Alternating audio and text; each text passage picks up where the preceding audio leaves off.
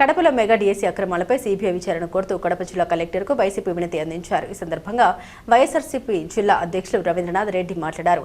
DSC అక్రమాలపై ప్రభుత్వం ఎందుకు మౌనం పాటిస్తోందని మండిపడ్డారు. సాక్ష్యాలు ఇచ్చినా చర్యలు తీసుకోకపోవడం ప్రభుత్వ వైఫల్యమన్నారు. ప్రశ్నపత్రాల లీకేజీపై పూర్తిస్థాయి సీబీఐ విచారణ జరపాలని డిమాండ్ చేశారు. అవుట్సోర్సింగ్ ఉద్యోగితో ప్రశ్నపత్రాలు అప్లోడ్ చేయించడం అక్రమాలకు నిదర్శనమన్నారు. డబ్బులిచ్చిన వారికి డీఎస్సీ ఉద్యోగాలు వచ్చాయని వైసీపీ ఆరోపణ చేసింది. లక్షలాది నిరుద్యోగ యువత భవిష్యత్తుతో ప్రభుత్వం చెరగాటమాడిందని మండిపడ్డారు. డీఎస్సీ అక్రమాల వెనుక ఉన్న పెద్దల పాత్ర బయటపెట్టాలని డిమాండ్ చేశారు. ఖచ్చితంగా వైఎస్ఆర్ కాంగ్రెస్ పార్టీ డిమాండ్ చేస్తోంది. సో తప్పకుండా ఇవన్నీ కూడా ఏదైతే మెగా డీఎస్సీ జరిగిందో దాన్ని రద్దు చేయాల్సిన అవసరం తప్పకుండా ఉంది. కొత్తగా మెగా డీఎస్సీ జరపాల్సిన అవసరం తప్పకుండా ఉంది.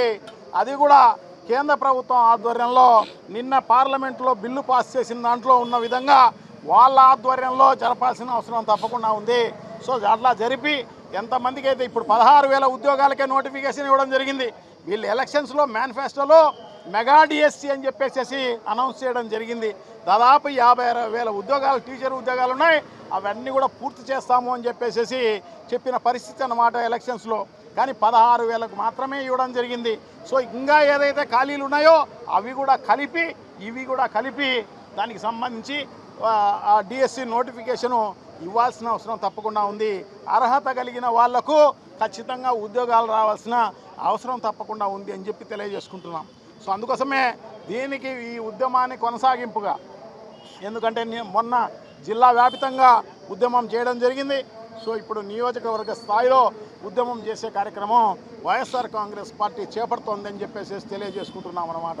సో ఇప్పటికైనా కూడా ఈ విద్యార్థులైతేనేమి, యువత అయితేనేమి ఈ కార్యక్రమాలు అన్ని దానిలలో పెద్ద ఎత్తున దానిలో పాల్గొనాల్సిన అవసరం తప్పకుండా ఉంది. విజయవంతం చేయాల్సిన అవసరం తప్పకుండా ఉంది. ఈ ప్రభుత్వాన్ని క్వశ్చన్ చేయాల్సిన అవసరం తప్పకుండా ఉంది. ఈ ప్రభుత్వంలో ఉన్న అధికారులను అయితేనేమి, ఈ ప్రభుత్వంలో పనిచేస్తున్న ప్రజాప్రతినిధులకు చొక్కా పట్టాల్సిన అవసరం తప్పకుండా ఉంది. సో అవన్నీ కూడా ఖచ్చితంగా మనం చేయగలిగినప్పుడు మాత్రమే మనం అనుకున్న రిజల్ట్ వచ్చే కార్యక్రమం జరుగుతుంది.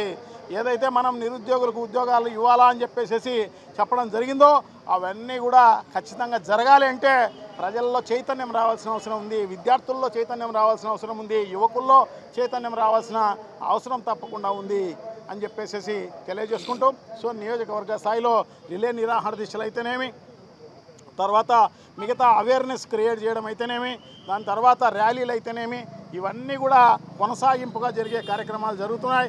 ఇవే కాకోకుండా ఈ ప్రభుత్వం దిగొచ్చేంత వరకు ఈ ఏదైతే మెగా డిఎస్సీ కొత్తగా అనౌన్స్ చేసి కొత్తగా మళ్ళీ ఈ ఉద్యోగాలు నిరుద్యోగులకు అందరికీ ఇచ్చేంత వరకు కూడా వైఎస్ఆర్ కాంగ్రెస్ పార్టీ పోరాడుతుంది అని చెప్పేసి తెలియజేసుకుంటూ సెలవు తీసుకుంటున్నాం. Thank you.